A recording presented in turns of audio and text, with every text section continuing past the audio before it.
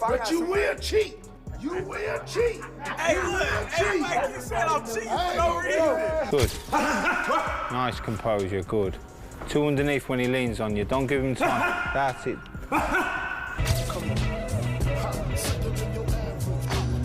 Terence Crawford made a visit to Anthony Joshua's training camp ahead of his upcoming bout with Jake Paul, sparking excitement throughout the boxing community. Crawford observed Joshua's workouts firsthand, taking a close look at how the former champion is preparing. Their interaction highlights Joshua's commitment to sharpening every aspect of his game, leaning on top-level experience to raise the standard in camp. Having a pound-for-pound great around has clearly added extra edge and concentration as the fight draws closer. Good.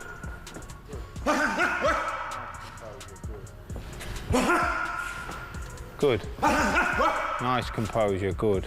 Two underneath when he leans on you. Don't give him time. Anthony Joshua constantly seeks out new perspectives, picking up insights from every fighter he crosses paths with. He studies different techniques and philosophies, taking pieces from each style to refine his own game. This openness to learning fuels his development, allowing him to return to every training camp more polished and well-rounded than before. That saying, a happy fighter is a good fighter. And each individual, you know, uses different things and finds out different ways to keep them occupied and keep them happy. And for me, it was just like... Anthony Joshua puts his body through demanding training designed to build durability and sharpen his reflexes.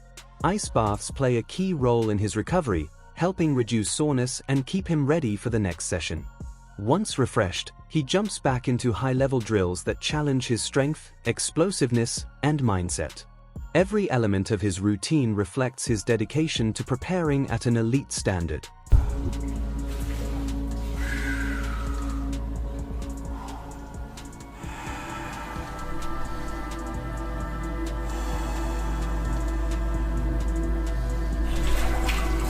Combat sports analyst Wade Plemons has a strong opinion on how Anthony Joshua should approach a fight with Jake Paul. He believes this is not a matchup where Joshua should take his time or drag things out for show. Instead, Wade argues that Joshua needs to act decisively and bring the contest to a swift conclusion. His logic is straightforward. A heavyweight of Joshua's caliber and track record shouldn't allow an opponent like Jake Paul extra minutes to gain confidence or momentum. Letting the fight go longer than necessary could raise unwanted doubts and risk damaging Joshua's reputation. Wade feels the smarter move is to shut things down early and leave no room for debate. With attention coming from both hardcore boxing fans and the influencer boxing audience, Wade says Joshua must make a statement right away.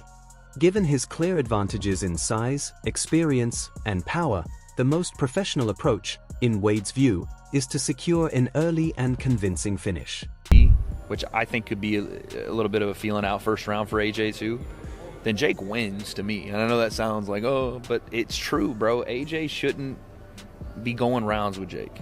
He just shouldn't. That's a two-time world champion. You know what I'm saying? Olympic gold medalist, gold medalist, two-time world champion. You shouldn't be going rounds with Jake. Jake hasn't fought anybody in, I mean, I don't know where they currently rank Tommy Fury, but he hasn't fought anybody in the top 50 in any weight division he's participated in. Mm-hmm. So if that guy's going 3, 4, 5, 6 rounds with you, cooked. But I think if you're putting money on it, I would say AJ round 3 maybe. Yeah, I'd say 2 or 3. 2 or 3. Everybody's kind of jumping on the AJ round 2, and I'm like, you know, Jake's tough. Could he use his feet for a little bit longer than people imagine? Is it going to be tougher for AJ to land on him early, maybe? But I think at a certain point, you know, the cat corrals the mouse a little bit. But we'll see, dude. Who knows? Jake's got some good guys in camp. He brought in Lawrence Okoli. Big Lawrence Okoli now, too. Did you see him? Well, I remember being in Dubai, like, 3 years ago. Do you remember 3 years ago when we were, commentated, for Deji vs. Merva. And funny enough, from that fight week, Jake Paul went and hung out, went shooting of AJ. Yeah. I think, like, laser tag of AJ. Yeah. 3 years ago on the same week. Wild. That entire week now is, like, coming to full fruition. It was here in Dubai. It was Jake on commentary. First time I had met Jake. Talking shit to Tommy Fury. Lawrence Okoli was on commentary with me, and I was like, how are you a cruiserweight? Because at that time, he was still a cruiserweight. And I was like, how the fuck are you a cruiserweight? You're massive. And sure enough, now he's like 265-pound heavyweight. He's way too big, by the way. But, he's got Lawrence in camp. He's got Jared Anderson in camp, what's supposed to have been our... Anthony Joshua's training camp for the Jake Paul matchup marks a noticeable shift from his typical preparation. As a former unified heavyweight champion, Joshua is usually associated with carefully planned routines, disciplined structure, and controlled sparring. This time, however, his camp reflects a different mindset. The workload is more demanding, the tempo is sharper, and the adjustments in style show that he's treating this fight with full seriousness rather than underestimating his opponent.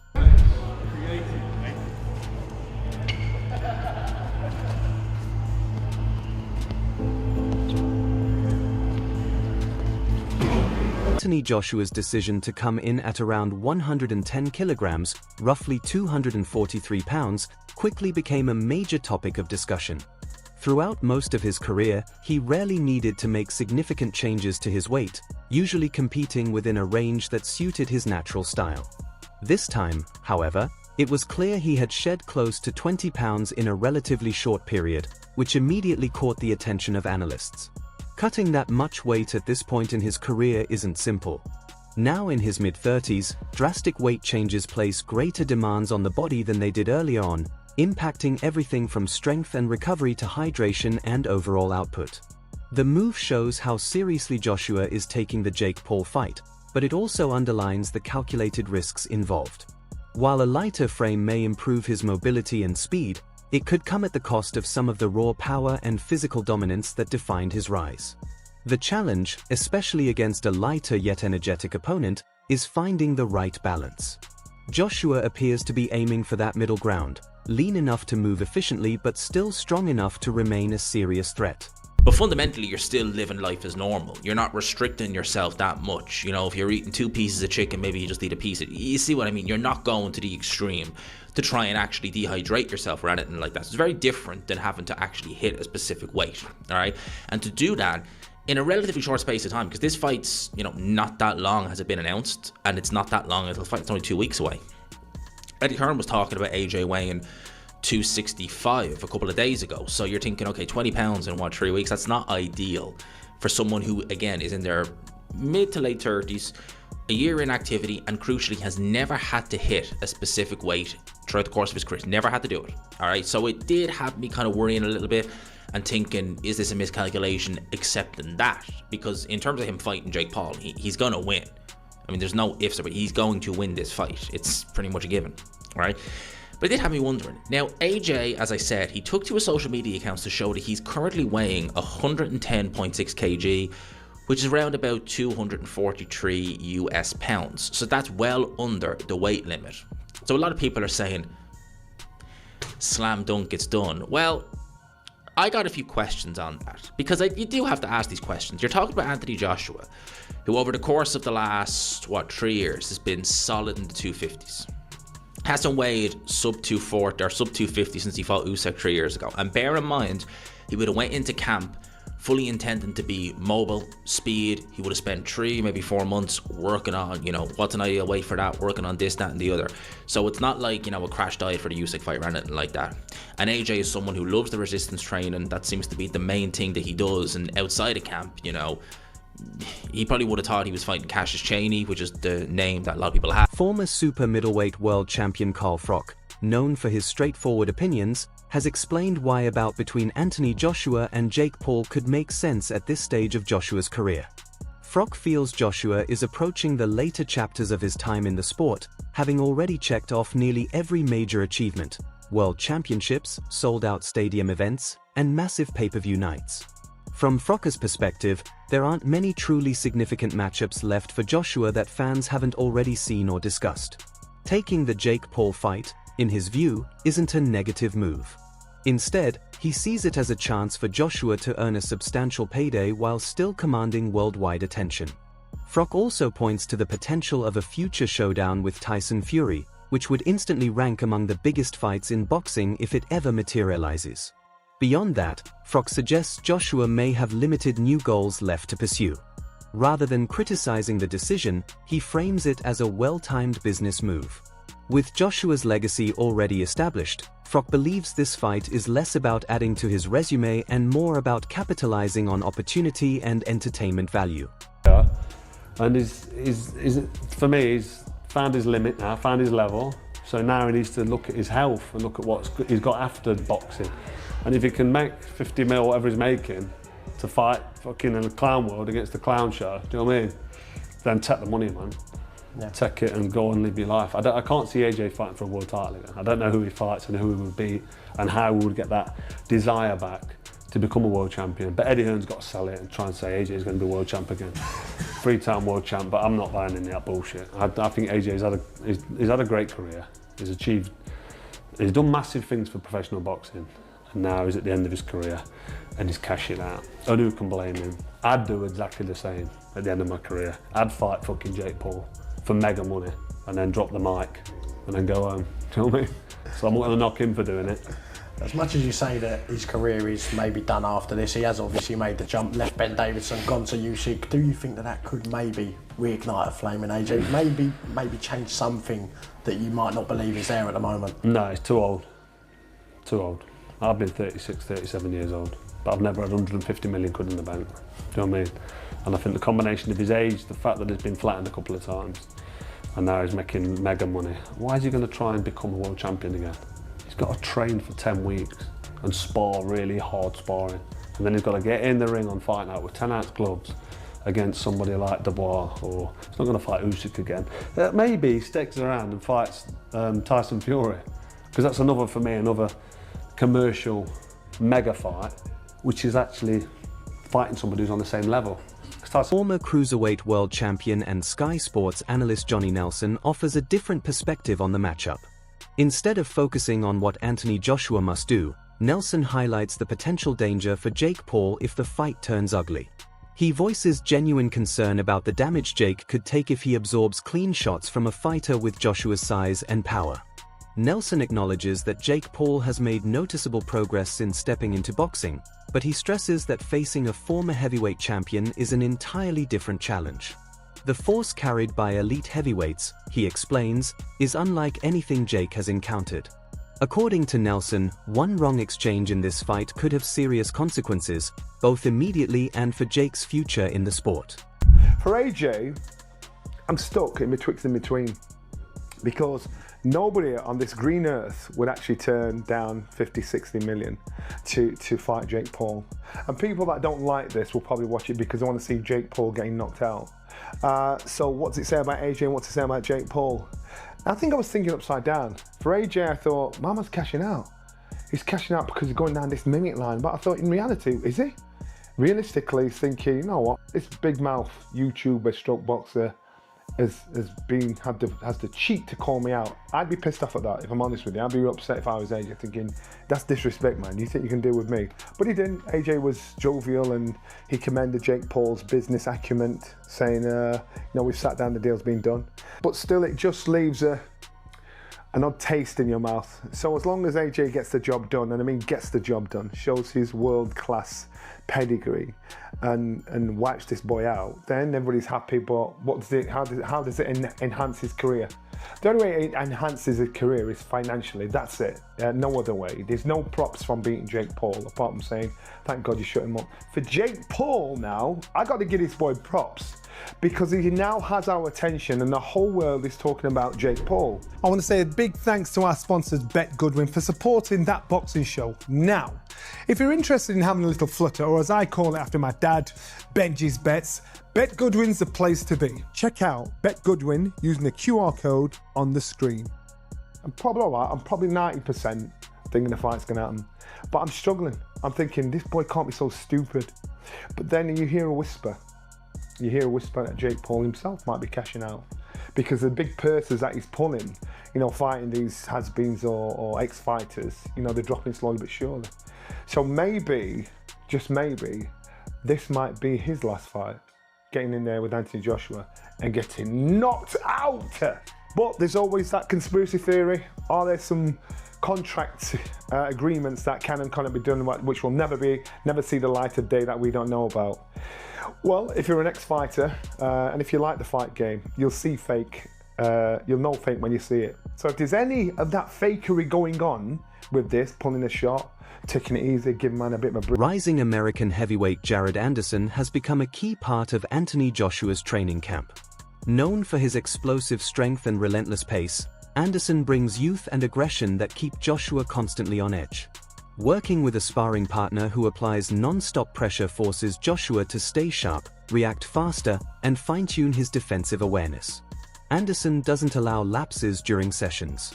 Any hesitation is exposed immediately, and mistakes are quickly punished, creating a demanding environment. This kind of work helps Joshua prepare for the unexpected, even against a smaller opponent like Jake Paul.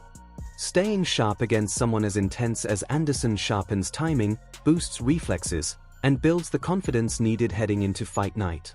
Jake Paul is being dwarfed by these way bigger heavyweights like Jared Anderson, Frank Sanchez, and Lawrence Okolie. Okolie is like 6'4.5", 6'5", and these guys are like 6'3", 6'4", probably. So now Jake Paul is the one that's smaller. So first of all, I will give credit to Jake Paul.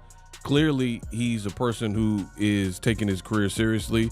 These are quality sparring. I mean, a real boxer, because people say he's not a real boxer, but a real boxer would be using the same guys in their sparring camp. In fact, I just told you Joshua used Lawrence Okolie. I don't know if he sparred with Anderson or Frank Sanchez, but these are all regular ranked heavyweights. So credit to Jake Paul for that. And I mean, he's going to need it. Joshua is a different breed to, like, you know, a Mike Perry when it comes to boxing. Different frame, different size. In case you didn't believe me, right? Jake Paul, this is what MVP Promotions posted. So Jake Paul top sparring, right? Heavyweights. And here's some pictures of Joshua with Lawrence Okolie. And again, Joshua, a big dude, but you see Lawrence Okolie, and he probably was cruiserweight back then. I mean, I don't know exactly when this picture was taken, but he's only like an inch shorter than Anthony Joshua. And now, as he's moved up to the full heavyweight, he has filled out more. You see, he looks even bigger than when he was a cruiserweight. Now, I gotta research it, but I want to say I thought Lawrence Okolie was injured, but again, I'm not his doctor. Anthony Joshua recently weighed in on Francis Ngannou's decision to turn down a fight with Jake Paul, describing it as a questionable financial move. Joshua pointed out that in boxing, opportunities to earn a large payday like that don't come around often, particularly for fighters who aren't fully established in the sport. Passing on such a chance could mean missing out on a rare, career-defining opportunity. Former UFC star and outspoken analyst Chael Sonnen shared a similar view. He argued that Ngannou should have taken the fight, highlighting both the significant financial reward and the unique exposure it offered. According to Sonnen, competing against Jake Paul presents a level of attention and earnings that most athletes outside of boxing rarely encounter. Ngannou does not take the fight against Jake Paul. Anthony Joshua takes the fight against Jake Paul. Anthony Joshua at the press conference gets asked his opinion of Francis not taking the fight against Jake Paul. And Joshua's like, he's an idiot. He's an idiot. There is no reason for him to not take this match. I cannot be and am not mad at Francis. I can't be. Like rules would preclude me from being upset with Francis. I'm not a big Francis fan. Francis fan. I'm not a Francis supporter. So I want to hurt Francis. I want to do something to hurt him. Well, his own actions took $10 million out of his bank account, of which, by the way, could use $10 million. So I can't be mad at him. If I teased him and by God, get in there and he go, oh my gosh, I heard Chael and I heard from all the Eagles and what was I thinking? And Joshua's out and this is my chance of redemption. Hey, put me in, Jake. That would then help him. That would be positive for Francis. That would create envy as well as jealousy from outside observers like me. But I will tell you, trying to break down and understand how we got to this conclusion is mind-boggling. You ever met a writer? Your whole life, have you ever met a writer? Maybe went to college for it and they're a writer. Do you want to know the hardest thing in the world that person's going to have to do to make money? Find somebody to pay them to write. It's very... That wraps up today's video. Be sure to stay tuned for more. See you next time.